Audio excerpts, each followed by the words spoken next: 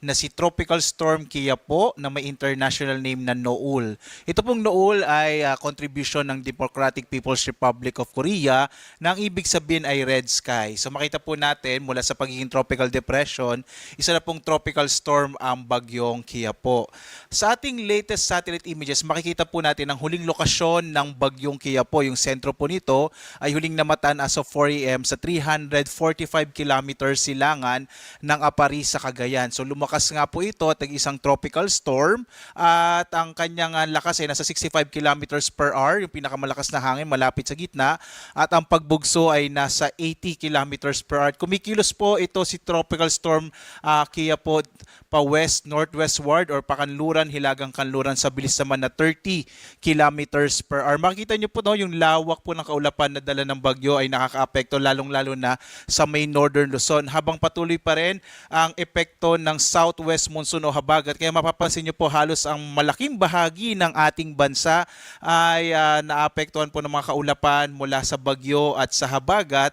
Kaya po ngayong araw inaasahan natin na malaking bahagi ng ating bansa ay makararanas ng maulap na kalangitan na may kalat-kalat ng mga pag-ulan, pag-inat, pagkulog. Lalong-lalo na po dito sa may northern Luzon kung saan dadaan nga ang bagyong Kia po. Ito po yung ating latest track ng bagyo. Makikita po natin dito isa na pong tropical storm ang bagyo at posible pong mamayang hapon pinakamalapit ang sentro ng bagyo sa may bahagi ng Babuyan Island. So ito pong nakikita niyo itong lumalaki po na ito po yung tinatawag natin na cone of confidence or cone of probability. Sa loob po niyan maaring dumaan yung sentro ng bagyo. Kaya po may posibilidad pa rin na maglandfall in any of the islands po ng Babuyan Islands, or pwede po malapit lang sa mga isla, close approach lang po sa mga isla ng Babuyan. So ngayong araw po pinakamararanasan ng mga kababayan natin, lalong-lalo na po sa may northern Luzon, particular na sa Batanes, Babuyan Islands at mga bahagi ng Apayao, Ilocos Norte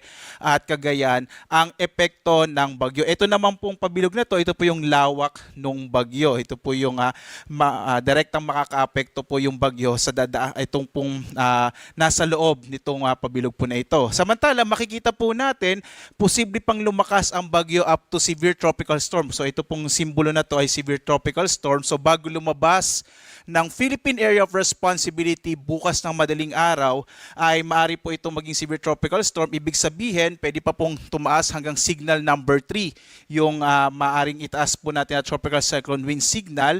At paglabas po ng PAR ay posible pong maging typhoon category yung bagyo. Ibig sabihin hanggang signal number 4 po yon yung kanyang lakas bago tuluyang maglandfall sa may bahagi po sa may southern part ng mainland China. So ito po yung inaasahan nating magiging track ng bagyo. At kahit po nasa labas na ng Philippine Area of Responsibility ang bagyong Kia po, ay palalakasin pa rin ito yung habagat. Kaya po posible hanggang ngayong weekend, kahit nasa labas na po yung bagyo by tomorrow, ay magiging maulap pa rin sa malaking bahagi ng Luzon, lalong-lalo na po yung western section ng northern and central Luzon.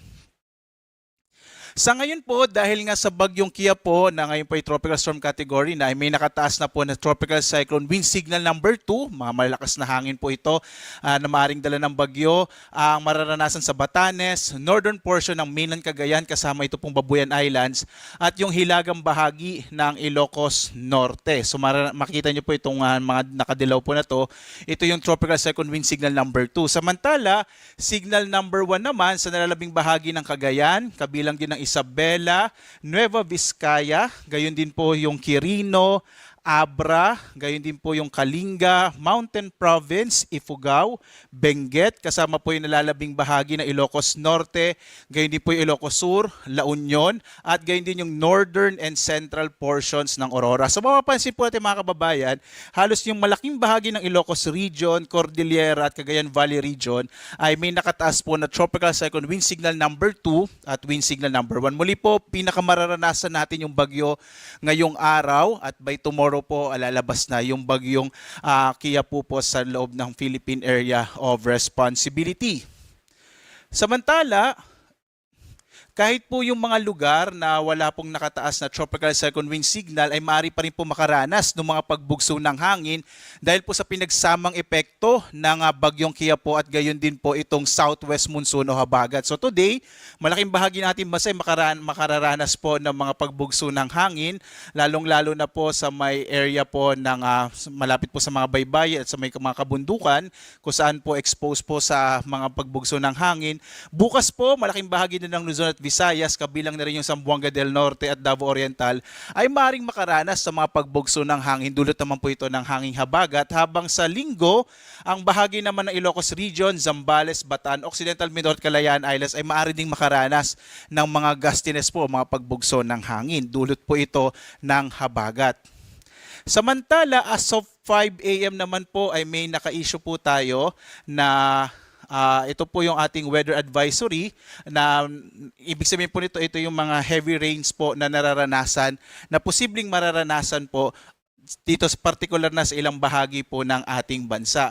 So ito po ay sa may bahagi naman, particular na po dito sa may area ng western section ng Visayas at southern Luzon. So makikita niyo yung Palawan, Occidental Mindoro, maging sa bahagi po ng western Visayas at Negros Island region ay inaasa natin magiging posible pa rin ang mga malalakas na mga pagulan.